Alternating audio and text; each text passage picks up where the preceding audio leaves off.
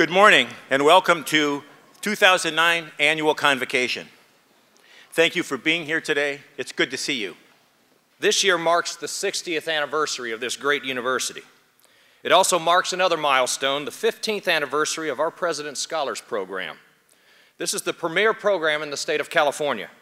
This program was introduced to the campus in 1995 with only 10 high school valedictorians, and in 1997 was recognized by the California Governor's Office and proclaimed the state model of President's Scholars Programs. Today, nearly 1,000 of our California's high school valedictorians and National Merit Scholars have been awarded this prestigious scholarship. Nearly 700 President's Scholars have graduated from Cal State Long Beach and are now proud members of our great alumni association and body. Beyond the classroom, President's Scholars annually contribute thousands of hours of volunteer service to our campus community, serve as student leaders, compete as student athletes, and engage in international experiences through the study abroad programs. Four President's Scholars have even become Fulbright Research Grant recipients. This fall, over 270 President's Scholars will be studying on our campus. At this time, with the new class of 2009 President's Scholars, please stand to be recognized.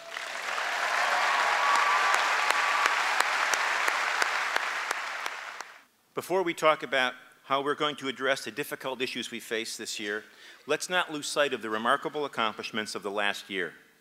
There is certainly much to celebrate, myriad accomplishments of which we can be proud, and there are certainly many things to anticipate for this academic year with a sense of pride. CSULB was ranked among the best in the West by Princeton Review in its website featured 2010 Best Colleges Region by Region. CSULB was ranked 4th best public master's university in the West by U.S. News and World Reports. CSULB was ranked 8th in the nation in conferring bachelor's degrees to minority students by diverse issues in higher education.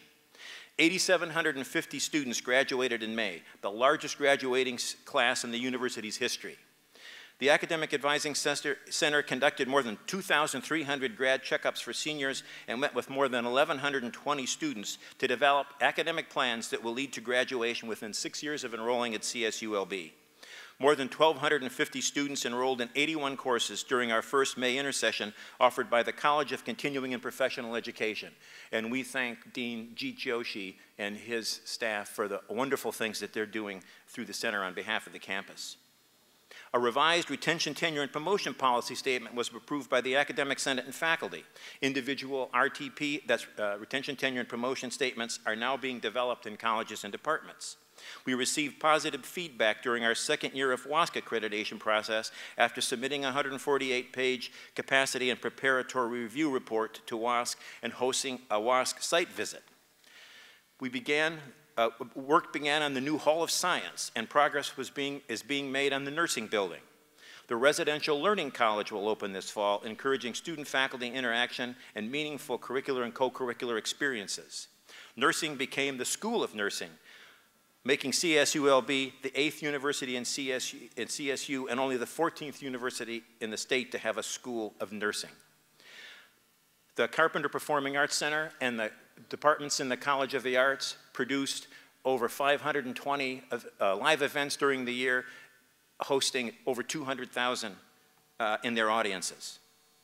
The Office of Academic Technology made it easier for students, faculty, and staff to communicate and collaborate through the use of technology. Thanks to their work, CSULB has a presence on iTunes U, adopted iClickers as CSULB's standard student response system. CSULB also has 8 new smart classrooms and a new state-of-the-art conference room. 26 additional classrooms receive technology upgrades that allow faculty to incorporate computer and internet-based video presentations into their classes. CSULB faculty and staff obtained more than $26 million in external funding for research, scholarly, and creative activity. The number of internal grants supporting faculty research, scholarly, and creative activity increased, with 275 Scholarly and Creative Activity Committee awards worth $1.3 million granted in December 2008 for the 2009-2010 academic year. We thank Jim Till and his staff for being so central in assisting that effort. A 2008 federal study found that CSULB has the highest number of graduates among master's universities who went on to earn research doctoral degrees in science and engineering over a 6-year period. During 2008-9, student research, scholarly, and creative activity continued to thrive with 60 undergraduate and graduate students and 57 faculty receiving support from Provost Karen Gould's summer stipend program. 10 students receiving competitive grant graduate research fellowships. CSULB received its 4th Beckman Scholars Award, providing 3-year scholarships to 5 undergraduate students. CSULB ranked 2nd in the nation among master's degrees granting institutions in producing Fulbright Awards for U.S. students in 2008-9, according to the Chronicle of Higher Education. In summer 2009, 36 faculty members took an unprecedented 430 students to 23 countries through programs won by the Center for International Education and the College of Continued and Professional Education. Our thanks to Ken Curtis and Jeet Joshi. Students participating in winter session, faculty-led study abroad programs have increased by more than 150%. In January, 169 students traveled with faculty to 7 countries. The Center for International Education, together with the Division of Student Services' new Passport Office, participated in the Get a Passport Study Abroad, a national campaign launched by the Institute of International Education.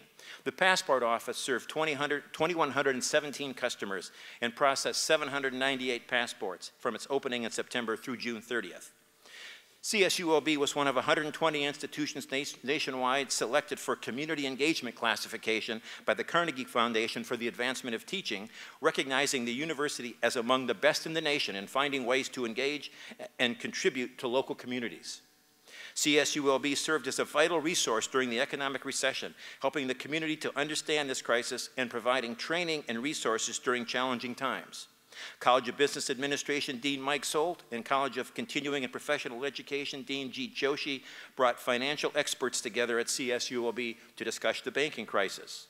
In its first year, the Verizon Community Information Clubhouse, created in partnership with Verizon, CSULB Center for Information Strategy and Technologies, and the Pacific Gateway Workforce Investment Network, provided training and career transition assistance for more than 900 workers. Students performed 25,000 hours of community service, enrolled in 82 service learning courses. About 130 community members from 55 community-based organizations participated in the Center for Community Engagement's new Community Scholars Program, designed to foster leadership development and capacity building for community-based organizations. Let's give those who have been part of this, those who have helped, and all of you, give ourselves a hand for all those accomplishments.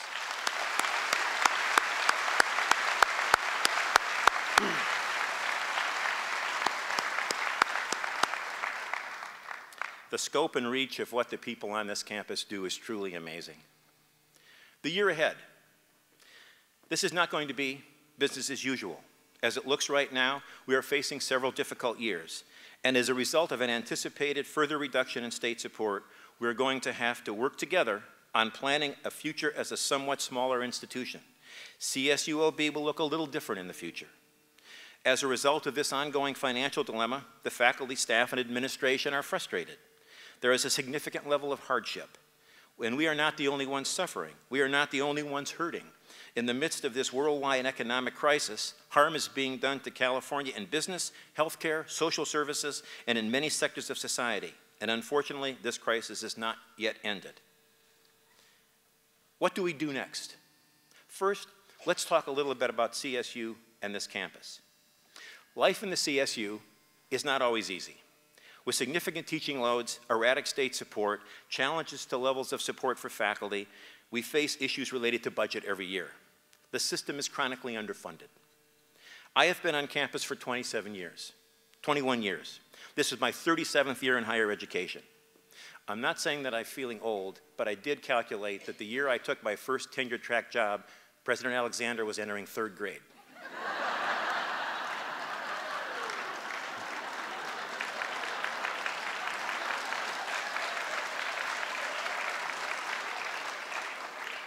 My first tenure-track job I took when I was 16, though. Like many of you, I came here intending to stay for only a few years and then move on, whatever that meant. I served as chair of the music department, now the Cole Conservatory of Music, for 12 years. I then served a year as associate dean, and now I am on temporary reassignment from 8 years as dean of the College of the Arts. If life is often so difficult in the CSU, at CSULB, why then did I stay like so many of us? Well, here are a few reasons. First, as is so often the case, when you really like where you work, it's the people that you work with.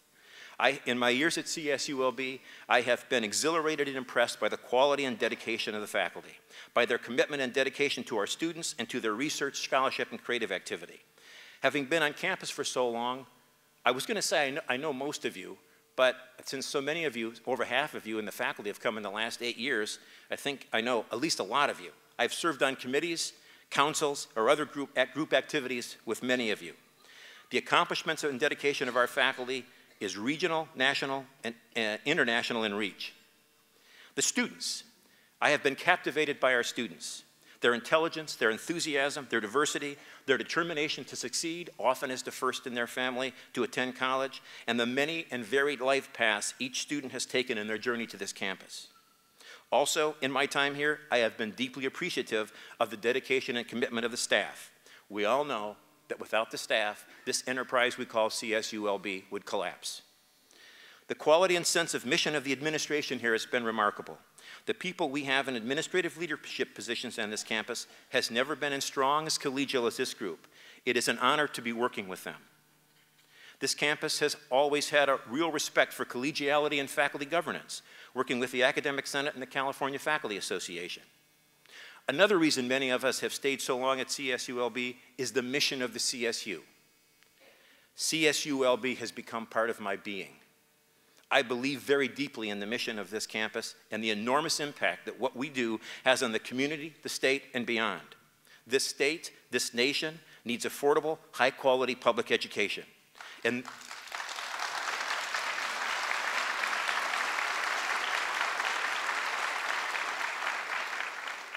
there is no greater advocate for public higher education than our president.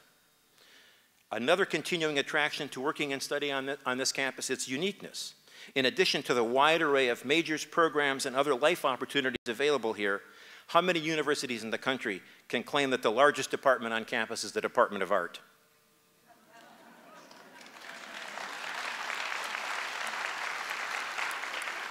For many reasons, CSULB is a unique institution. For me, and I think for many of us who have been here a long time, those are the reasons that we stay. A statistic that I heard recently from President Alexander, in 2009-10, this year, there are going to be 18 million people in this country in higher education. 3 million of them are going to be studying in California. We don't need to ask Robert Mena to do the math for us. That's 1 out of 6 people who are in higher education studying in California. Is there any doubt that the health and strength of higher education in California, not to mention the economy of California, has a tremendous impact on the entire country? How do we move forward in these times? What do we do next? How do we plan for what appears to be significant reduction in state support? Is there any hope? Is there any reason for enthusiasm? We are in the midst of a worldwide financial crisis. If I understand it properly, the Chinese characters that represent crisis are danger and opportunity. Indeed, we are at a dangerous time. We also have the opportunity to look at the way we do things and the way that we do them. Let me answer the last question first. Is there any reason to be optimistic? The answer is yes. I like Winston Churchill's quote when he said, "I am an optimist because the alternative is so bleak." As we begin this planning process, what are our assets? One of the things you do is you say, what is it that we have that we bring to the table?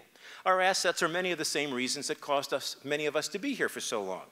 A strong and dedicated faculty, talented and determined students, a staff committed to service, outstanding leadership in student government, an exceptional group of leaders in central administration, academic affairs, student services, administration and finance, and university relations and development that is inclusive in decision-making and keeps the well-being of the faculty and students as the core priority. The importance of effective leadership focused on the entire campus that comes from Mary Stevens, Doug Robinson, and Andrea Taylor cannot be overstated. Another great asset is a dynamic leader in President Alexander. We also have a dedicated and determined group of department chairs. the most difficult and most important job on campus is that of the department chair. Our mission is also a strength, a mission of accessibility and quality higher education, a history on campus of respect for shared governance, a history on this campus of finding a way to do what needs to be done and coming out stronger at the other end, and going through that process with a high level of civility and professionalism. What is the process that we will use to make decisions about the future? What's the planning process going to be? How do we proceed? Peter Drucker, business guru, said, "No one of us is as smart as all of us." I believe that absolutely. I've also heard it said, and I think it's very true, that on any university campus, which is actually more like a political organization than a business, no one person can accomplish anything of significance alone. What is our planning process going to look like? Well, I can tell you that in my 3 weeks in position as interim provost, we've been dealing a lot with two things. One, the F word.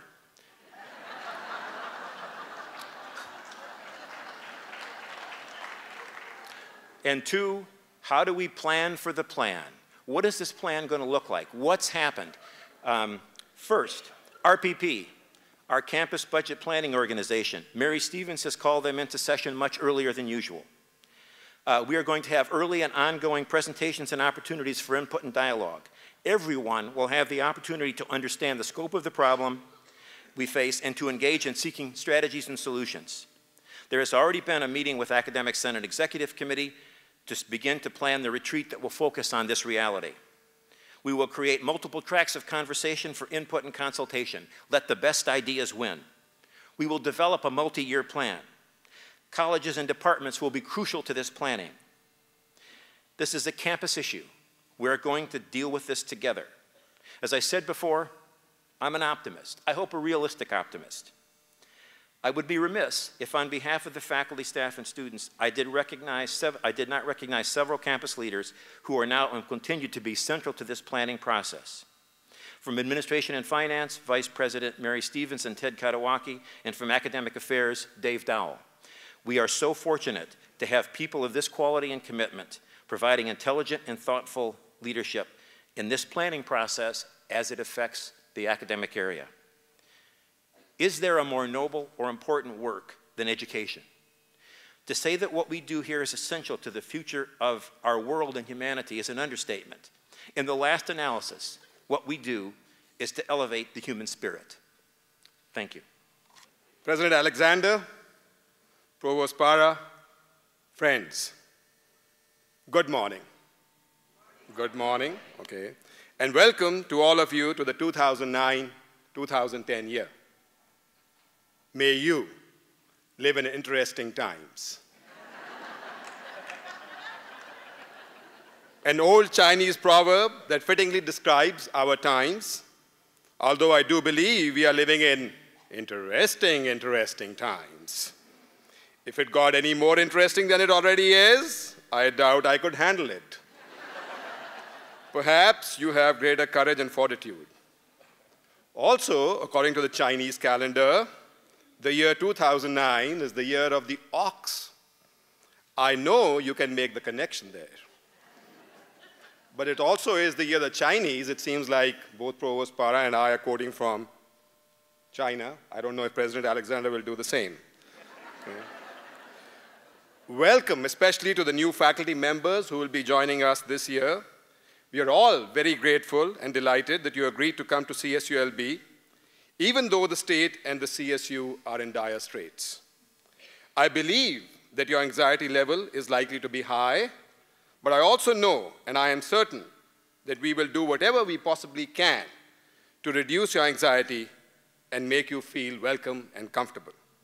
We also applaud your commitment to the noble vocation of teaching and learning and making a significant difference to the community, state, nation, and society. Lord knows we need that more than ever. Welcome also to the new freshmen, transfer, and graduate students and president scholars who will be joining us this year. You are the lucky ones of more than 60,000 applicants to CSULB, whose hopes and dreams are likely to be fulfilled due to the opportunity and low-cost access provided to higher education. Please take full advantage of the universe of opportunities offered in a university. And truly, there are universe of opportunities here. Friends, you may or may not know, but even before the budget cuts were enacted for 2009-2010, CSULB had to manage enrollment down by denying admission to over 1,800 eligible but unlucky full-time equivalent students. The hopes and dreams of these young, hardworking, low-income, diverse, first-generation California citizens have at the very least been deferred. And for many of them, since low-cost education is the only opportunity, it is likely that the American dream may never become reality. And while we close the front door to the 1,800 or so students as a consequence of enrollment downsizing, we had to open the back door and let go the equivalent of over 60 full-time lecturers, many for whom the university was the only source of livelihood.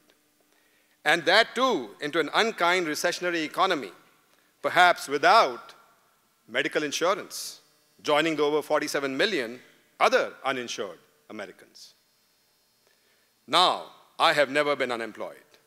But yesterday, I spoke with someone who has experienced layoff earlier in her lifetime and asked her to describe her feelings. According to her, it devastates the psyche, self-esteem, and self-worth of the individual. You feel powerless and helpless. It makes you feel like crap. Sorry, but it is a powerful word. And it didn't come from my mouth, it came from hers. Okay. For fall 2010, CSULB is poised to reduce enrollment by denying admission to another 3,000 eligible full-time equivalent students, and the CSU system by a whopping 40,000. Yes, these numbers are large, and they are cumulative, and on top of reductions already implemented. By now, you can do the math on the consequent cuts to faculty ranks. However, I challenge anyone, including Robert Mena, chair of the mathematics department, to do the math on the crushed hopes and dreams or the fractured psyche and self-esteem of the affected individuals. I shudder to think of the long-term impact of the state and nation. It is a sad commentary that the university, which is the formal system where the quest for knowledge is core to its existence, has simply shut its doors and closed its eyes to large numbers of eligible students and qualified faculty. In the summer, CSU students saw their fees rise by 30% over last year, and both faculty and staff voted to furlough themselves. And just for all the guests sitting out here, the F word that Provost Parr referred to was furlough. I hope you're not thinking about anything else. Resulting in approximately a 10% reduction in salary. The administrative arm also had to accept furloughs and the 10% reduction. In a nutshell, the fees and the furloughs staved off irreparable damage to the CSU and its mission, have allowed students to obtain much-needed classes to proceed to graduation in a timely manner, and stemmed the layoffs of hundreds of our colleagues, faculty and staff. Someone had to stop the bleeding, and we all did it together.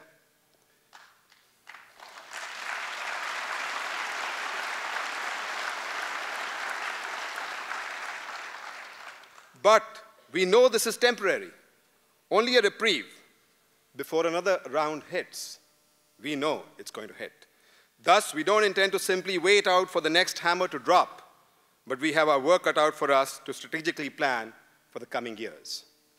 Thus, I'm happy to announce that on October 23, 2009, the Academic Senate Annual Retreat, which is always a campus-wide inclusive event, focusing on the big issue of the day, will focus on strategic planning for the university in the context of our mission, vision, and of course, our budget realities. Provost Parra attended the Academic Senate Executive Committee meeting, was instrumental in the discussion, and agreed that such an inclusive collaborative event is most opportune and would be key to dealing with the issues and moving forward. Folks, this is the big issue of the day. And if we don't hang together, we may end up hanging separately. You know who said that? Ben Franklin, yes. It is adapted from Ben Franklin, and all puns are intended. What do we expect to accomplish at this retreat? Answers? Solutions?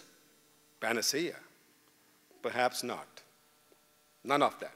But I do expect that we will try and obtain input and recommendations on the substantive issues from across the university spectrum. The one lesson you learn from marketing is that no organization can be all things to all people. So I can think of a number of questions that we should try and grapple with to understand what we should be and to whom. Here are some examples. How do we provide access to quality education to all eligible California residents to create the leaders as well as the workforce of tomorrow?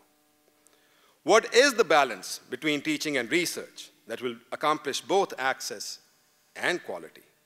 What is the balance between teaching and learning on one hand and services and administrative requirements on the other to accomplish this task? What should be the balance between undergraduate and graduate programs and students? How can we increase the diversity among our faculty and our administration, even as we may downsize, so as to enrich the educational experiences provided to our students? This indeed is a vast competitive. What is an optimal student-faculty ratio? How can we increase non-state revenues to the university to provide and further improve access and quality? And finally, how to reduce bureaucracy and infuse effectiveness and efficiency throughout the university, in our programs, in our processes, in our services, in our modes of delivery, in our administration, and yes, even in our shared governance processes. Without sacrificing shared governance, I'm committed to making it more effective and efficient. There is no choice. Yes, it is going to be a balancing act. And you can certainly add to this list of questions. Smart enough. Email me if you have a bright idea or a great question. I think you have my email address. Otherwise, just email the president or provost. Okay. Remember, the idea has to be bright, and the question has to be great. Just kidding, just kidding. It's okay. In the past, the Academic Senate has retreated. I can never figure this out. Why do you have to retreat to move forward? Anyway, we have retreated successfully on substantive topics such as mission vision, student success, and sustainability. Following on last year's highly successful Academic Senate retreat on sustainability, the Academic Senate unanimously approved a resolution for CSULB to become a member of the American College and University President's Climate Commitment. To implement the President's commitment to sustainability, the Academic Senate is working on forming a joint faculty and administrative task force. In May of 2009, I was awarded the Nicholas Perkins Hardeman Award for Academic Leadership, which is awarded for enhancing the principle and practice of shared governance. I'm thankful to the faculty for recognizing my contributions and reposing their confidence in me with such a prestigious award. Now, my experience as the chair of your Academic Senate for the last 3 years is that shared governance seems to be misunderstood, or at least have many definitions. And perhaps my understanding and definition about it may also be clouded. However, I do know this. Shared governance is not just about going through the motions of meeting with the committees and councils and dotting the I's and crossing the T's. Shared governance is not just consultation. It should be joint decision-making. At its heart, shared governance is about democracy. And the real value of shared governance comes from RESPECT and TRUST. Respect and trust for the duly elected individuals and the due process of shared governance, resulting in buy-in and making the process of implementation smoother. Yes, these processes can be tedious, but they are designed to be inclusive, open, and transparent. This, by the way, is another vast competitive. I'm glad that both President and Provost understand shared governance quite well. On many an occasion, I have heard the President talk about it. But recently, Provost Para stated that, and he just said it right here, no one person is smarter than all of us, and I think this was Peter Drucker who he quoted. And I could not agree more because I'm also a business professor. Provost Para is a long-time citizen of this university, steeped in shared governance.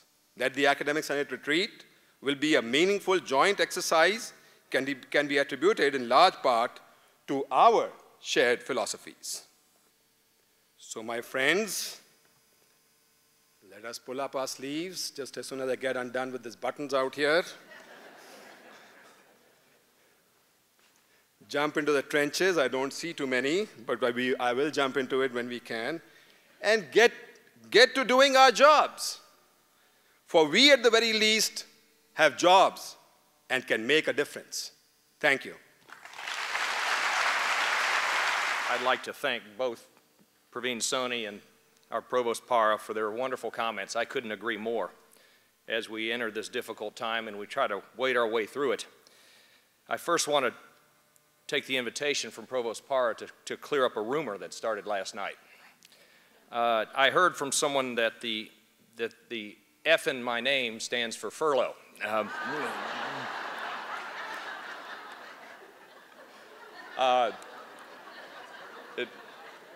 It doesn't, it stands for Fielden, which is almost as bad.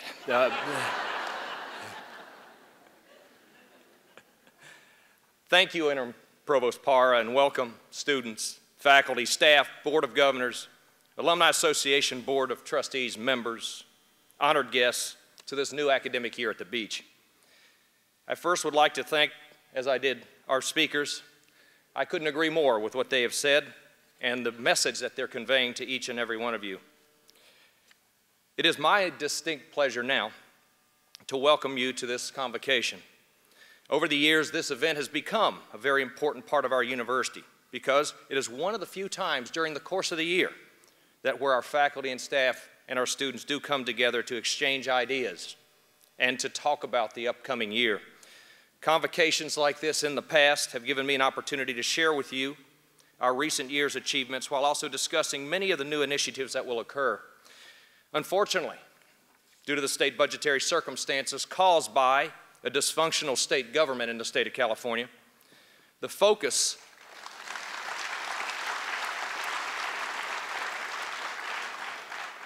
of my presentation will be a bit different than it has been over the last 4 years. I will get to those issues a bit later. However, first, I would also like to welcome our new cohort of tenure-track faculty and lecturers who have come to us from very impressive credentials and backgrounds from all over the world. Despite being one of the smaller cohorts of new faculty that we've had in many years due to these budget limitations, we're very pleased to have these individuals join our campus and to become a part of our campus family because they bring a wealth of knowledge, diversity, and global awareness to our university. Please know that all of us, all faculty and staff, are dedicated and will certainly do our best to ensure you get off to a great start at Cal State Long Beach. I would also like to welcome our small cohort of new staff members who are joining our campus. Graduating students, not simply enrolling them, is the responsibility of this entire campus community. Achieving this goal requires the collective efforts of academic affairs, student affairs, staff professionals, and many, many others within this campus community who work collaboratively to create effective pathways for student success, while also removing many of the prohibitive barriers. All of our wonderful staff play critical roles in achieving this objective. Welcome to all of our new staff members as well. I would also like to use this opportunity to invite you to our campus move-in day tomorrow morning, where we have over 2,000 students moving into the dorms, moving into the residence halls, coming with their parents to unload cars and to relocate and basically start new lives on our campus. We have many of our faculty, our athletics teams, our staff, and others that will be helping them do this tomorrow. We know it's hot, but we'll have plenty of water and food for everyone. We'll start at 9 o'clock in the morning and continue to about 6 in the afternoon, late in the early evening. And I would really appreciate it if somebody could let me know when they actually catch Vice President Robinson actually sweating. He's been known to sneak into the bathroom and throw a little bit of water on his face when others are around. Looking back at last year, it's best to say that a heck of a lot of things can happen in 1 year. As a university, thanks to you, and your efforts, we had one of the strongest and most productive years in our history. During the last academic year, we graduated our largest, most diverse, and most successful graduating class in our 60-year history. Over 8,750 students strong with 9,225 degrees. Our graduating class last year places us among the nation's top 25 most productive universities in the nation and among the nation's top 10 most productive universities and graduating students from diverse backgrounds. Even the Chronicle of Higher Education was so impressed and impressed enough with our improvements and what we have done and our campus commitment to graduation that they featured us on the cover this past June.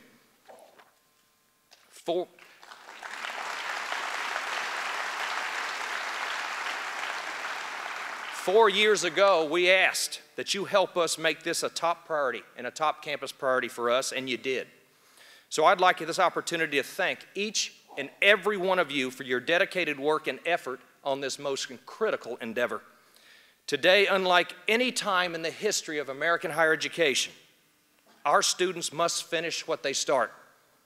From their lifelong earnings capacity to career satisfaction and from health care to their commitment to global engagement and understanding, students must graduate today because the alternative has never been worse.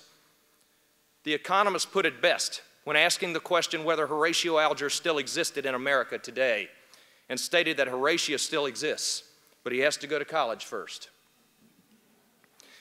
On the construction front last year, we were able to use a variety of specific funding sources to significantly improve our campus facilities, including breaking ground on our first $75 million Student Recreation and Wellness Center, thanks to our student government leadership, which is scheduled to be open next year at this time. We also have completely renovated and opened our first new student residence hall in over 22 years, the first new beds on our campus. This residential college, the Residential Learning College on Pacific Coast Highway, contains 550 new student and faculty resident places, computing labs, and additional classrooms, and will be open tomorrow as we move students into it. I would like to especially thank Michael Gardner, David Salazar, and their excellent team of people in facilities management for getting this new residential college ready for our students in time for this academic year to begin. I would also like the opportunity for you to understand that we have broken ground once again on our new and badly needed $110 million science building, Hall of Science. You see, the state of California shut it down last year for 3 months. So we had to break ground again, the first time we've ever had 2 groundbreaking ceremonies for one building. Judging by the experiences of the past with Sacramento, we just hope that we will not have to have a third groundbreaking experience during the course of this upcoming year. And within the next couple of weeks, we will begin construction on our new $5 million School of Nursing facility, which will be built with a combination of state nursing incentive improvement funds and private contributions. Despite the worst economic crisis to face this nation since the Great Depression, our Development, University Relations, and Alumni Association staff successfully raised $32 million, which represents the second highest fundraising year in our 60-year history, and only falls $2 million shy of our overall record, which we set 2 years ago.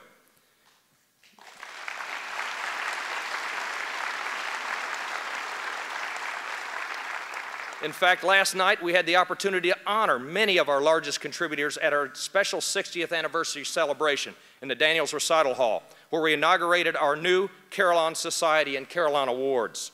We are extremely grateful to all of those generous individuals, friends, and alumni who, despite these economic conditions, continue to support our students, faculty, and this great university mission. I'm also pleased to recognize that our intercollegiate athletic program not only won the Commissioner's Cup, which is given to the most athletically successful program in the Big West Conference, but also was only one of 4 public universities in the entire state of California to have every one of its athletic teams meet the NCAA's progress rating standards, which measures a team's progress, each individual's team towards progress towards graduation, and has now become the gold standard measurement, academic measurement by the NCAA. Only UCLA, Berkeley, Cal Davis, and Long Beach State can claim this.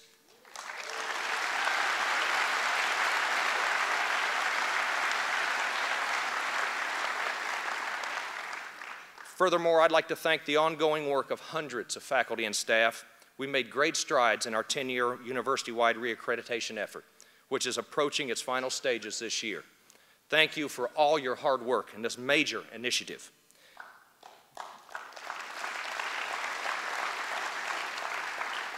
Finally, I'd also like to commend Michael Carbuto and our student health professionals and our student health services staff and others who worked under very difficult conditions during the H1N1 scare last spring.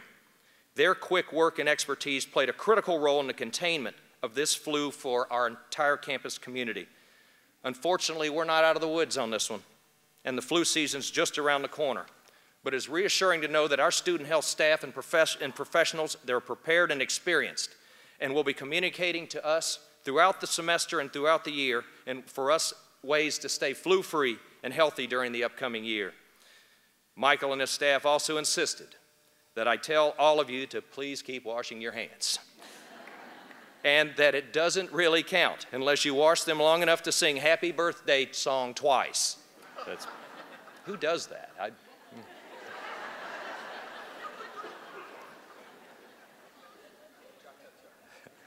While our university set new milestones in graduating students, ranking nationally, receiving application, and building new facilities, this past year, the world in which we live took a shocking economic nosedive. As you are well aware, since gathering here last year at this venue, many things have changed. 1 year ago, Lehman Brothers, AIG, Goldman Sachs, Freddie and Fannie Mac, Merrill Lynch, Bank of America, General Motors, and 110 other banking institutions were perceived as corporate models of capitalistic success. Beginning with the bankruptcy of Lehman Brothers just 2 weeks after we met last year, our nation and subsequently the nations throughout the world witnessed how the Hobbesian state of nature, driven by extreme greed and avarice, can negatively impact everyone. Adam Smith, Alan Greenspan, and the University of Chicago School of Economic Thought all underestimated the true depths of self-interest, while also underestimating the role of good government. As the great economist and Nobel laureate Paul Samuelson stated in New Perspectives Quarterly earlier this year, he stated, "Today we see how utterly mistaken the Milton Friedman notion was that the market system can regulate itself by itself. And now we see how silly the Ronald Reagan slogan was that government is the problem, not the solution." However, one long-term and potentially positive outcome of this financial collapse is the restoration of the value of the public sector and the role of government in balancing those that have versus those that have not. Ultimately, I believe this rebirth of Keynesian economic ideals might prove very useful for us and others in public education down the road and in decades to come. Furthermore, as we all know, higher education has not been immune from these developments either. At this time last year, Harvard's investment managers frequently made the rounds lecturing everybody else and other educational leaders on their new investment strategies. These same individuals are no longer at Harvard, which has seen their overall decline in investment assets drop from $38 billion to $17 billion. Other universities throughout the nation have also seen their fund reserves drastically reduced and their budgets sliced. In the midst of this national fiscal collapse, many hidden practices were also exposed and came to light. Unfortunately for us, what came to light was the magnitude of how truly dysfunctional our state government is in California. While doing its best to conceal a $15 to $20 billion state deficit annually, recent economic declines and bad state decisions forced our state deficit to an unprecedented $42 billion. After all the gimmicks were tried and all the shell games were played, those of us who work in the public sector took the brunt of the decisions passed this past summer, particularly those of us in public education. While hiding behind the theme of eliminating waste, fraud, and abuse in state government, our legislature decided that prisons were more important than higher education.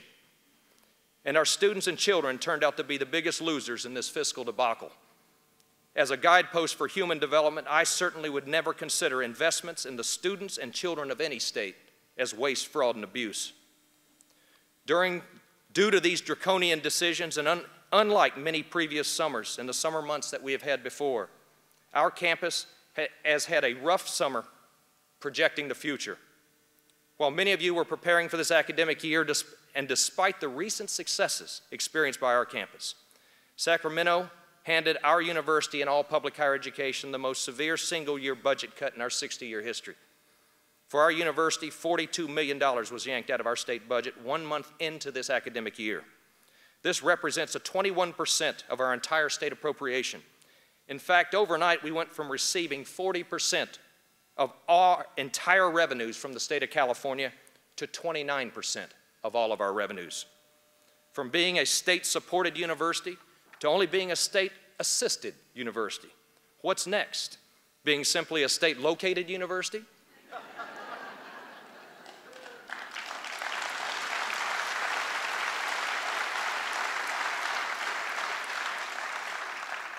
Or even worse, only being a state-harassed university. To put this more concretely, the state essentially ripped away the funding from 7,000 of our students here at Cal State Long Beach and 95,000 students in the CSU. In per student terms, our state appropriation per student dropped from around the national average, which was $6,400 per FTE, to $5,100, a loss of nearly $1,300 per student this summer. This places us around $1,000 lower than we've been in the last decade per student. Furthermore, I've been known to make a few Kentucky jokes around campus. With deep roots in Kentucky, I can no longer make those jokes. This cut places our per student state appropriations and the average per student state appropriations for the CSU below other states that include Kentucky, Arkansas, Alabama, New Mexico, and even Mississippi. This comparison does not even factor in the state tax capacity of a state, which includes a calculation of the actual wealth of a state. If measured by tax effort to support higher education, California falls even farther behind those states just mentioned, which are much poorer and have much less fiscal capacity. This has all occurred while at the same time California spends more to fund prisoners, prison programs, than any other state in the nation except for Michigan. For a state that expects to be the best in everything, it needs a wake-up call, and a major wake-up call, or at least it should at least try to emulate a state like North Carolina, which has done a much better job balancing public support with higher education demand. Furthermore, what worries me most about the upcoming year is how the federal stimulus state stabilization funds are being used. These funds were supposed to offset some of the cuts in state funding to public education. Unfortunately, one could argue that by supplanting over $1 billion in recurring state appropriated funds with non-recurring federal stabilization funds to the CSU and UC, the actual state funding cut is much higher than the obvious 21% reduction. Instead, the actual state budget reduction could range as high as 40 to 45% if the non-recurring stimulus funds are not replaced within the upcoming fiscal years.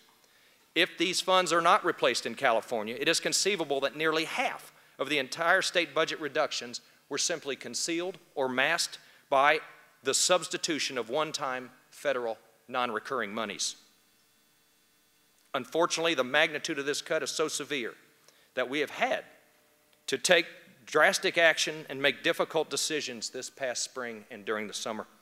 First, I'd like to thank each and every one of you for supporting the 2-day furloughs a month instead of the more draconian layoff plans. By opting for furloughs, we have saved hundreds of faculty and staff jobs, and our campus alone has saved 2,200 courses for our students.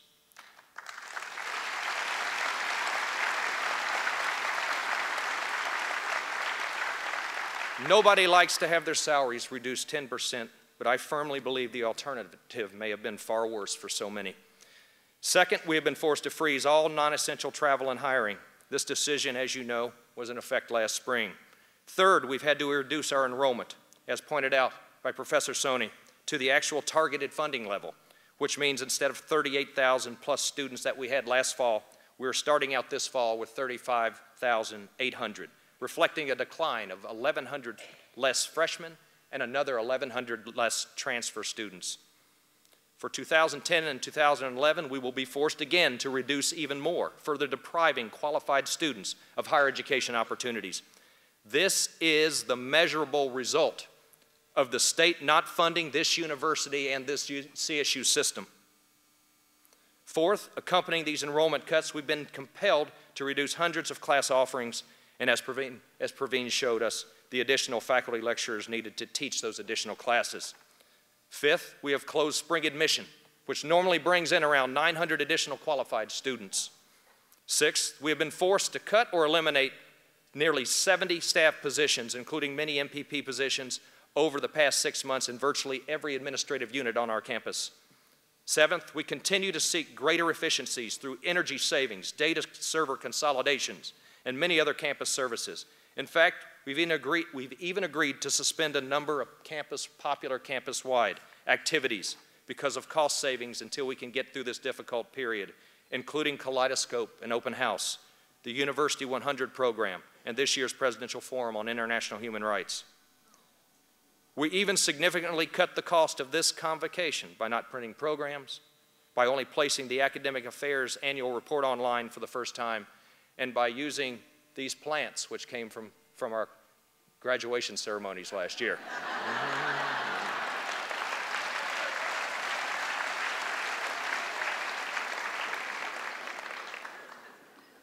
The food, thankfully, was sponsored by our CSU Foundation, who came to the aid when we decided to cut the food out as well.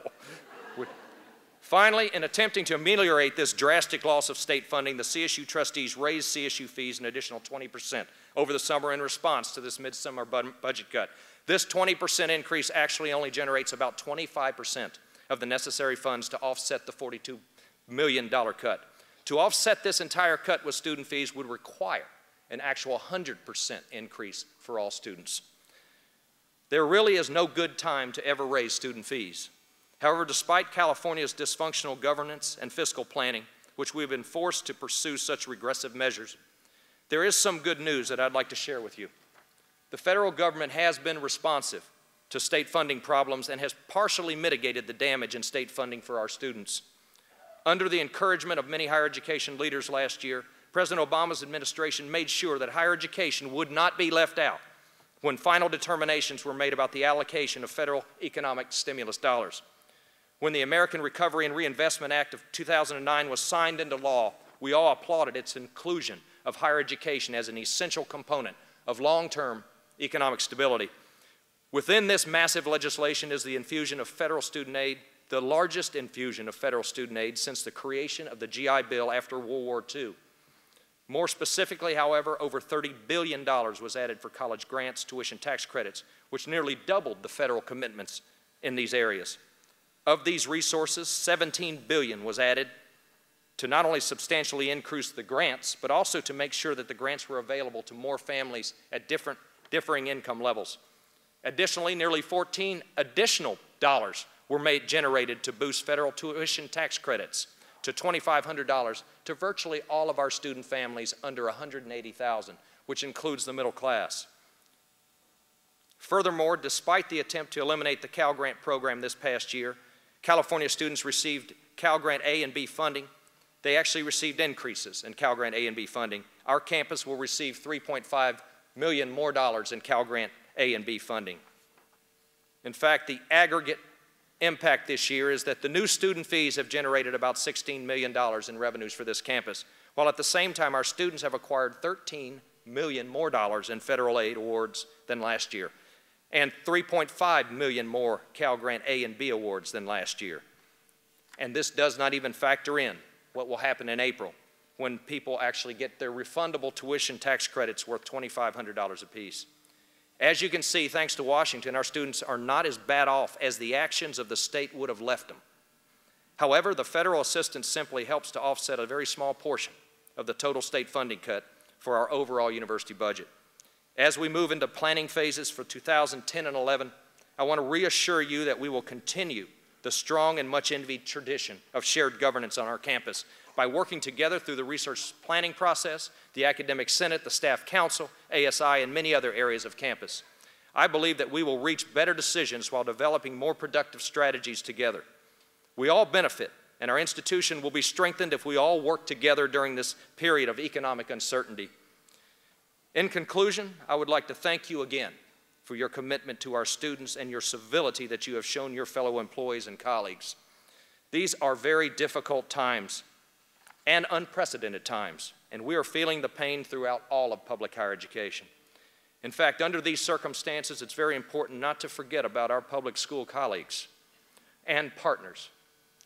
As a father of 3 in our public schools, I can attest that I've never seen so many portable buildings become permanent, class sizes this large, and so many schools built for only half the school populations that currently exist on their campuses today.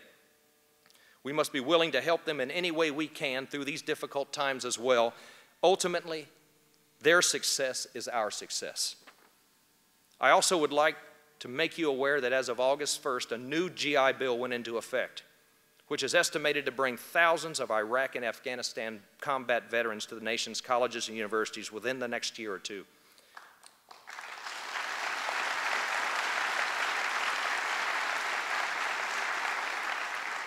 Despite the inherent formulaic flaws that are in this bill, which we're currently working to change and rectify, most of these veterans certainly did not join the armed forces to see the world.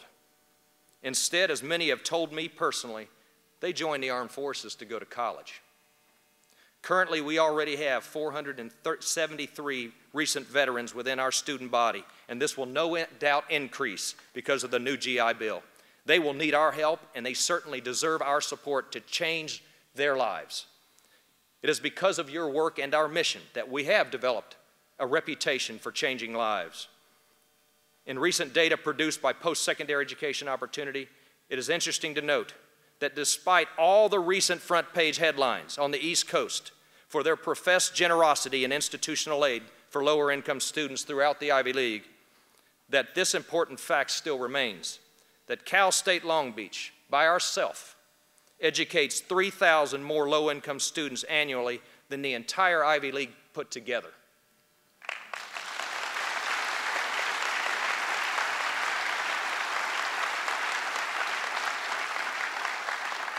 In fact, we educate more low-income students than the University of Iowa, University of Missouri-Columbia, and University of North Carolina at Chapel Hill combined. And consequently, for the second year in a row, our graduates' average mid-career earnings are higher than the average mid-career earnings of graduates from schools including Iowa, Missouri-Columbia, and the University of North Carolina at Chapel Hill.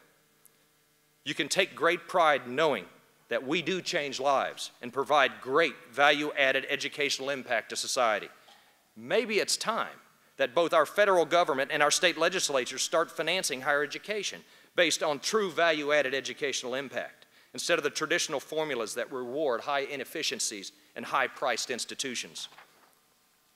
As we all know, the state of California faces the worst fiscal crisis of any state during a period the nation has plunged into its worst economic recession since the Great Depression. It appears that our state has lost its vision and perspective of what its priorities should really be. What is at stake is the quality of life for all Californians. As a leading university, we have an obligation to help lead this state back on the right path and with a new vision for California. As Thomas Friedman recently suggested, that now is the time to begin now is the time to get beyond simply thinking of economic recovery and focusing instead on returning to economic prosperity. We can and should be leaders in determining what kind of prosperity this future requires. Will it be, as it was previously, extreme prosperity for the select few, or prosperity for the common good of all? When we emerge from this fiscal crisis, we must emerge a smarter state, a wiser university, and a much more advanced nation. It was Senator Edward Kennedy, whose memorial is going on as I speak, who pointed out in a debate on the floor of the U.S. Senate 5 years ago that for the cost of 2 years of being in Iraq, we could have completely rebuilt every school in America. We must use our tools, which are teaching, research, and public service, to reform California's priorities and to build a much smarter planet. As we witnessed last year, many things can happen in 1 year. As one of the nation's best public universities, we need to drive these developments instead of falling victim to them. Thank you for your dedication to our students, to this great university, and for your commitment to public education. And go Beach.